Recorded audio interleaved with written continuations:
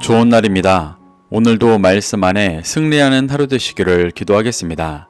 오늘 생명의 산 본문은 열왕기하 23장 31절부터 24장 7절입니다. 오늘 본문에서는 짧은 구절 안에 남유다의 17대 왕 여호아스의 사적에서부터 19대 왕 여호야긴이 왕이 되는 모습이 나옵니다. 이 구절들을 통해 하나님께서 무엇을 말씀하시는지 살펴보도록 하겠습니다. 23장 31절부터 32절입니다. 여호아스가 왕이 될 때 나이가 23세라 예루살렘에서 석 달간 다스리니라. 그의 어머니의 이름은 하무달이라 림나 예레미야의 딸이더라. 여호아스가 그의 조상들의 모든 행위대로 여호와 보시기에 악을 행하였더니 남유다 역사상 유례가 없을 정도로 종교를 개혁하고 제사장 나라의 모습을 회복하려 했던 요시야 왕이 애굽과의 전쟁 중에 죽고 그의 아들 여호아스가 왕이 되었습니다. 그는 예루살렘에서 석 달 동안만 통치했기 때문에 평가할 수 있는 것이 별로 없었음에도 그에 대한 평가는 아버지와 달리 여호와 보시기에 악을 행했다는 것이었습니다. 이는 그가 왕이 되기 이전부터 악한 중심으로 살아가고 있었던 것을 보여주는 것입니다. 요시야가 최선을 다해 남유다의 종교를 개혁하고 그 백성들이 언약을 갱신했었지만 여호아스 같이 여호와 보시기에 악을 행하는 자들이 계속해서 존재했던 것이 남유다의 영적인 현실이었습니다. 그렇기 때문에 하나님은 26절에서 남유다를 향한 진노를 돌이키지 않겠다고 말씀하셨던 것입니다. 33절부터 34절입니다. 바로 느고가 그를 하마 땅 림나에 가두고 예루살렘에서 왕이 되지 못하게 하고 또 그 나라로 은 100달란트와 금 1달란트를 벌금으로 내게 하고 바로 느고가 요시야의 아들 엘리야김을 그의 아버지 요시야를 대신하여 왕으로 삼고 그의 이름을 고쳐 여호야김이라 하고 여호아스는 애굽으로 잡아갔더니 그가 거기서 죽으니라. 전쟁 중 요시야를 죽였던 애굽 왕 바로 느고는 남유다에 와서 여호아스를 하마 땅 림나에 가두고 예루살렘에서 왕이 되지 못하게 하였습니다. 이 부분의 원어의 문법을 보면 32절에서 여호아스의 악행이 33절에서 바로 느고에 의해 갇히게 된 원인으로 표현되어지고 있습니다. 바로 느고가 여호아스를 가두고 왕에서 폐위시키는 데에는 여러 정치적인 이유들이 있었겠지만 이는 궁극적으로 하나님께서 죄에서 돌이키지 않는 여호아스와 남유다에게 이미 예언하셨던 진노와 심판을 주고 계시는 것입니다.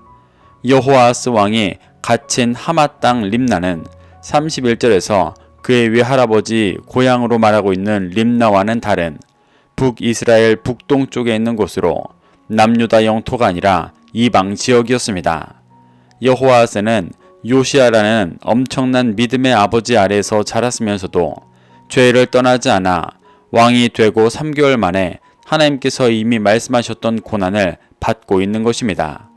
바로 느고는 여호아스를 가두는 것만이 아니라 남유다에 막대한 벌금을 내게 했습니다. 이는 전쟁에 진 나라가 내는 배상금으로 바로 느고가 요시야에게 평화를 제시했었지만 요시야가 듣지 않고 전쟁을 감행했던 것에 대한 배상금이었습니다.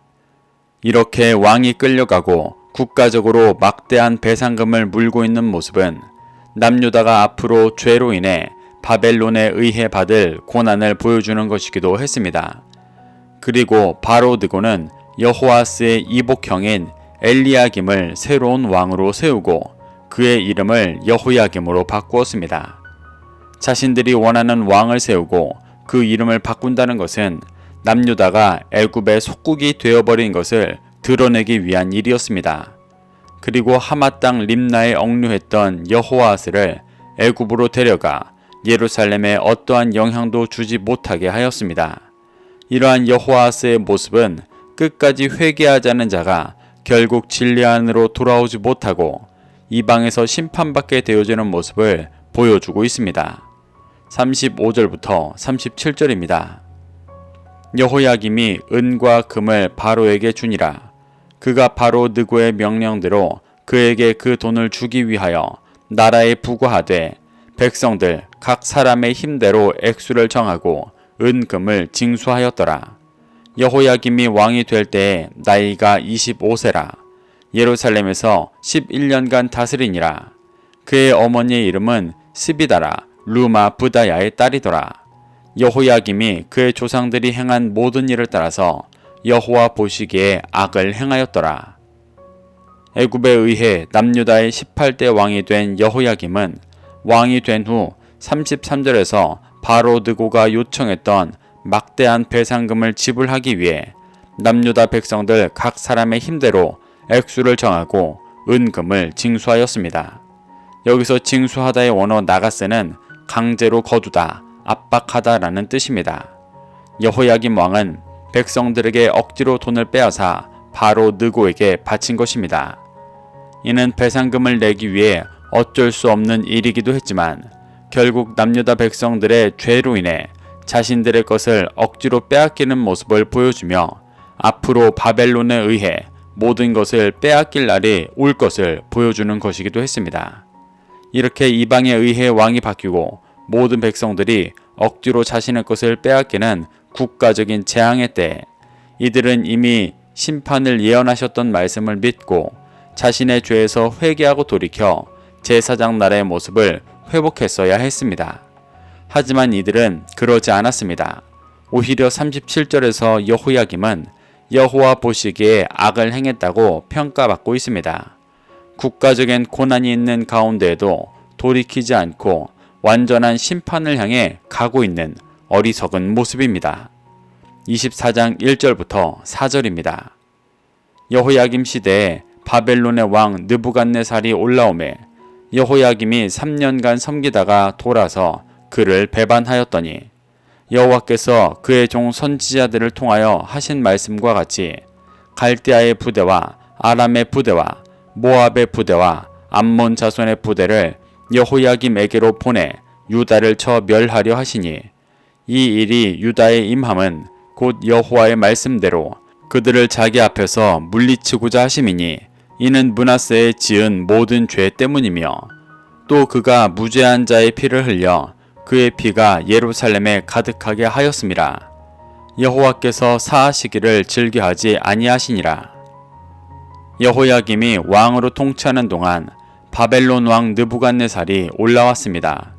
이 올라왔다는 표현은 바벨론이 중근동 지역을 정복하기 위해 올라와 남유다를 속국으로 삼았던 것을 말하는 것입니다. 바벨론은 총 3번 남유다를 침공했었습니다. 오늘 본문에서 여호야김 왕 때 쳐들어온 것이 첫 번째 침공으로 이때 유명한 다니엘과 세 친구가 볼모로 끌려갔었습니다. 바벨론이 남유다를 속국으로 삼고 3년 후에 느부갓네살은 애굽을 정복하려 하다 실패하게 됩니다. 그래서 여호야김은 바벨론이 약해졌다 판단하여 애굽을 의지하기 위해 바벨론에 반역했었습니다. 이것이 1절 후반부에서 말하는 느부갓네살을 배반하였다는 것입니다. 이로 인해 남유다는 바벨론에게 두 번째 침공을 받게 됩니다. 그것이 2절부터 4절에서 말하는 내용입니다. 여호야김이 행했던 판단들은 그가 죄에서 돌이키고 회개하여 제사장 나라로 살아가기 위한 행동들이 아니라 애굽을 의지하는 육신의 방법으로 나라를 유지하려는 죄악된 행동들이었습니다. 그래서 그는 이미 예언되었던 심판을 돌이키지 못하고 받게 되는 것을 말씀하시는 것입니다. 2절에서 말하는 선지자들은 당시 남유다의 멸망을 예언했었던 이사야, 미가, 하박국, 예레미야, 스바냐, 훌다 등의 많은 선지자들이었습니다. 하나님은 이렇게 많은 선지자들을 통해서 남유다에 있을 고난을 말씀하셨었지만 여호야김과 남유다는 이를 듣지 않았습니다. 그래서 결국 바벨론을 뜻하는 갈대아와 아람과 모압과 암몬 자손의 군대들을 보내셔서 유다를 쳐 멸할 것이라는 말씀이 이루어질 것이라고 말씀하셨습니다. 3절에서는 그 원인이 므낫세에 지은 모든 죄 때문이라고 말하고 있습니다. 이는 열왕기하 21장 15절을 보면 므낫세의 죄로 대표되는 것일 뿐이지 출애굽 때부터 끊어지지 않았던 이스라엘 전체의 불순종과 죄로 인한 것이었습니다. 이스라엘은 끊임없이 말씀을 거부하고 죄 가운데 거했었기 때문에 바벨론과 여러 이방 나라에게 멸망당하는 환란을 받게 되는 것입니다. 또 4절에서는 그가 무죄한 자의 피를 흘렸기 때문에 심판받는다고 말씀하십니다.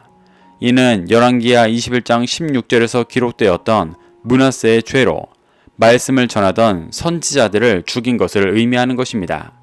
이러한 일은 이스라엘의 역사 속에 수없이 많이 반복되었습니다. 이는 단지 죄가 없는 사람을 죽이는 죄가 아니라 하나님의 말씀을 듣지 않고 무시하는 죄였기 때문에 크게 책망받고 있는 것입니다.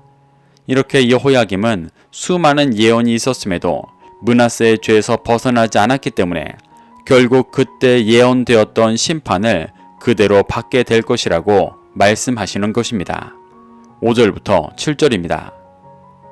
여호야김의 남은 사적과 행한 모든 일은 유다왕 역대 지략에 기록되지 아니하였느냐. 여호야김이 그의 조상들과 함께 잠에 그의 아들 여호야긴이 대신하여 왕이 되니라. 애굽 왕이 다시는 그 나라에서 나오지 못하였으니 이는 바벨론 왕이 애굽 강가에서부터 유브라데 강까지 애굽 왕에게 속한 땅을 다 점령하였음이더라. 수많은 예언자들의 예언이 있었음에도 여호야김은 끝까지 회개하지 않고 악한 왕으로 살았습니다. 열왕기에는 그가 어떻게 죽었는지 정확히 기록되어 있지 않지만 역대하와 예레미야 말씀을 보면 그가 느부갓네살의 포로가 되어 바벨론으로 잡혀갔다가 예루살렘으로 돌아오는 고난을 받은 후에 평탄치 못한 죽음을 맞이했던 것으로 추정하고 있습니다. 죄를 따라 살아가던 열매를 맺은 것입니다. 그리고 그의 아들 여호야긴이 남유다의 19대 왕이 되었습니다. 7절에서는 바벨론이 강성하여져 애굽을 완전히 점령한 국제 정세를 간단하게 설명하고 있습니다. 이는 여호야김이 하나님보다 의지했던 애굽이 얼마나 약한 것이고 헛된 것인지를 보여주는 것입니다. 또한 남유다의 바벨론에 의한 멸망이 임박했음을 보여주는 것이기도 합니다. 이렇게 남유다의 왕들은 이미 예언된 심판이 다가오고 있음에도 여전히 죄 가운데 헛된 것을 의지하는 모습을 보여주고 있습니다. 그래서 결국 하나님께서 남유다를 심판하실 날이 다가오고 있습니다. 하나님의 이러한 심판은 단지 벌을 주시는 것이 목적이 아니라 이스라엘을 고난 가운데 다시 제사장 나라로 회복하시고 열방을 구원하시기 위한 일입니다. 하나님은 그 구원의 일을 신실하게 인도하고 계신 것입니다. 우리는 이러한 하나님의 역사 속에서 교훈받아 회개하고 돌이켜 주님 다시 오실 날을 준비하라고 하신 말씀에 순종해야 합니다. 그래서 헛된 것을 의지하는 중심을 회개하고 돌이켜 도적같이 임할 주님의 때에 심판받는 것이 아니라 주님을 기쁨으로 맞이하게 되는 중심 되어지기를 소망합니다. 그래서 주님과 함께 영원한 구원의 기쁨을 누리게 되시기를 축복합니다. 오늘도 이 말씀을 심령에 새겨 승리하는 하루 되시기를 기도하겠습니다.